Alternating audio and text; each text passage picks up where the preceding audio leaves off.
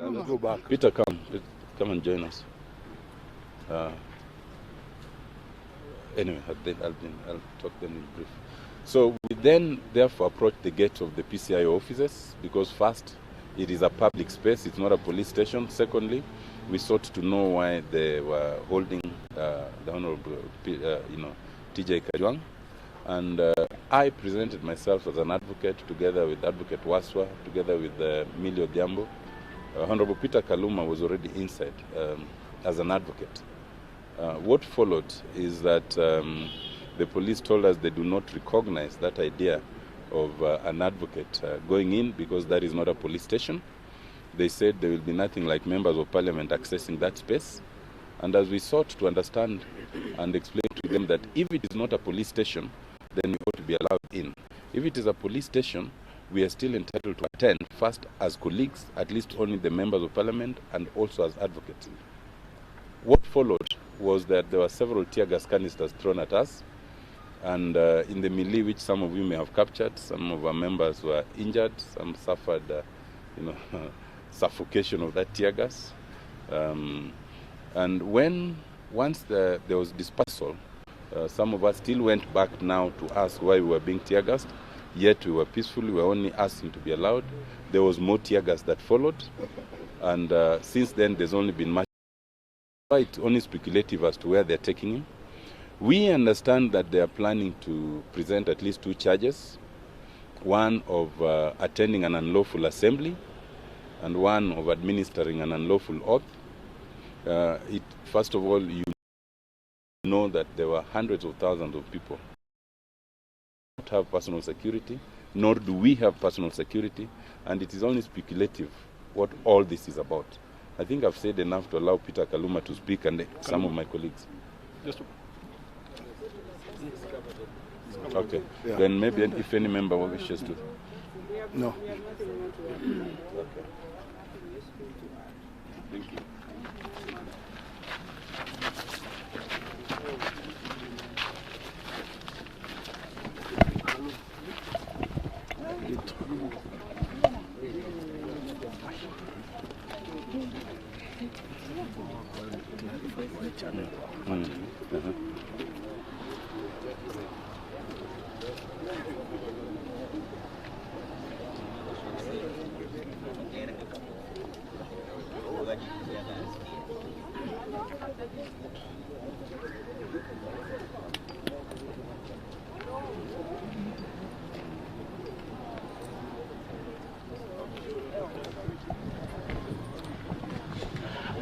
Very well, we are coming to you live next to the former CID headquarters at Integrity Center, which now houses the Nairobi Police headquarters, where just a while ago tear gas canisters were hurled at several members of the public and members of parliament, one of them being Senior Counsel Otiende Amollo, who's also a member of parliament for Ariada. Mheshimiwa, specifically on the charges against Honorable TJ Kajwang, how do they look like? What are the details around that? Because it's a bit hazy.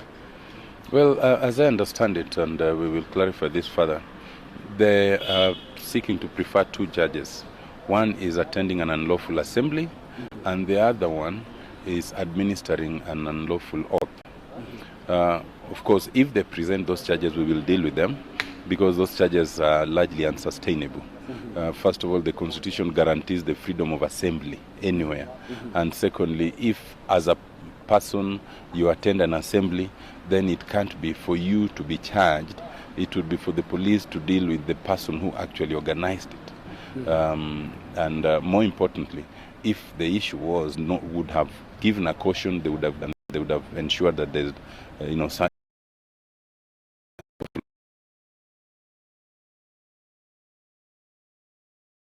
was tellingly today, all opposition members have had personnel withdrawn without notice, without explanation. And therefore, all members of parliament have been left particularly vulnerable. And so it is speculative as to the security situation for all of us. Maybe just lastly, have you had any contact with him? Were you able to see him? Were you able to talk, or you did not manage at all? I did not manage because I went first I identified myself as an officer of the court. I told them I needed to access him as his lawyer. They declined.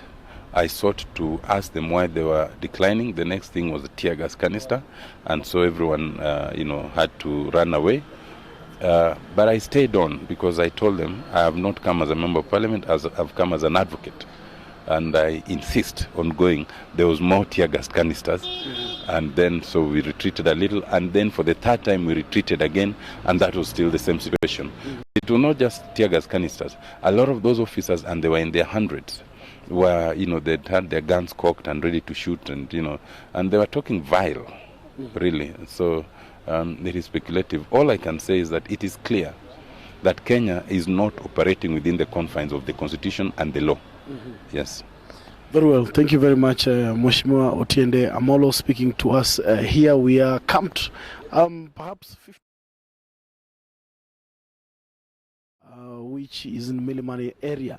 The whereabouts of Honorable TJ Kajwang, the Member of Parliament for Ruaraka, is still unclear. We do hope, though, that he is safe, and in the fullness of time he'll be produced in court and due process followed. Many members of Parliament were here. ODM Chairman John Badi was here. It is not clear where he is at the moment after the tear gas canisters were fired. Keep it here as we bring you events as they unfold. On this day that we are also getting unconfirmed reports that Linus Kaikai could be under arrest, but we will be confirming those reports as soon as we are able to do so. Reporting for NASA TV from Milimani area, I am Maurice Ochieng.